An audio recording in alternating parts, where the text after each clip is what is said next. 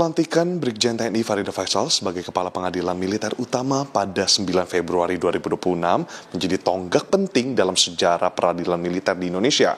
Mengapa demikian? Karena beliau merupakan perempuan pertama dengan jabatan tertinggi pada lembaga peradilan militer tersebut. Dan memang bukan hanya kepercayaan yang diberikan oleh negara, tapi jabatan ini menjadi simbol perjalanan panjang dan juga karir yang mungkin bisa kita tilik dan kita pelajari lebih lanjut di lingkungan TNI dan Mahkamah Agung. Di sini sudah bersama dan langsung dengan Kepala Pengadilan Militer Utama, Ibu Farida. Apa kabar, Ibu?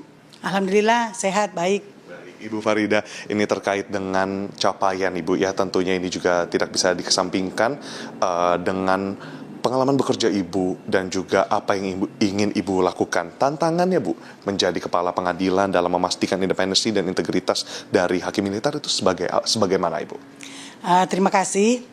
Pertama-tama saya mau mengucapkan terima kasih kepada pimpinan Mahkamah Agung dan pimpinan TNI yang telah memberikan kepercayaan kepada saya sebagai Kepala Pengadilan Militer Utama yang ke-24, yang kebetulan saya adalah seorang perempuan sehingga saya menjadi perempuan pertama yang mengemban tugas sebagai Kepala Pengadilan Militer Utama.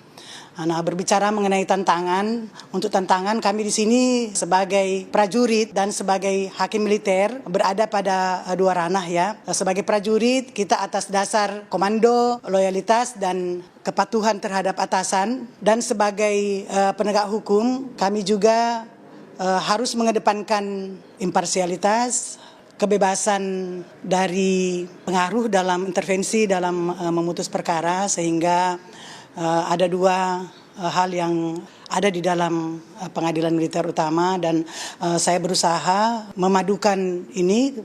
Kita tetap mengutamakan kepentingan militer, kesatuan komando, dan asas komandan bertanggung jawab dalam memutus perkara.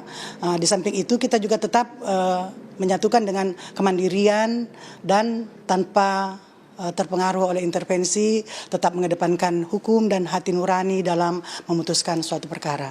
Baik Ibu, nah ini tentunya kami juga ingin mengetahui lebih lanjut apa yang menjadi prioritas utama Ibu yang ingin Ibu lakukan untuk memperkuat kepercayaan publik terhadap sistem peradilan militer ke depannya. Ya, tentunya karena kita berada di satu kesatuan Mahkamah Agung yang besar, sehingga asas modern dan menguasai teknologi itu menjadi utama di dalam menjalankan tugas di pengadilan militer. Jadi menuju ke peradilan yang modern seperti itu ya. Jadi saya mengharapkan pengadilan militer lebih transparan ke depan, melayani publik ke depan, sehingga putusan-putusan yang adil, seadil-adilnya untuk semua para pihak bisa tercapai. Kemudian untuk hakimnya sendiri saya sangat mengharapkan hakim harus tetap memegang integritas sebagai seorang hakim yang baik ya. Harus tidak boleh terpengaruh dengan di luar proses peradilan, tidak boleh terpengaruh dengan hal-hal yang berada di luar proses peradilan. Ke depan saya mengharapkan pengadilan militer lebih maju ke depan dengan semuanya sudah menggunakan sistem IT. Kita mengharapkan seperti itu.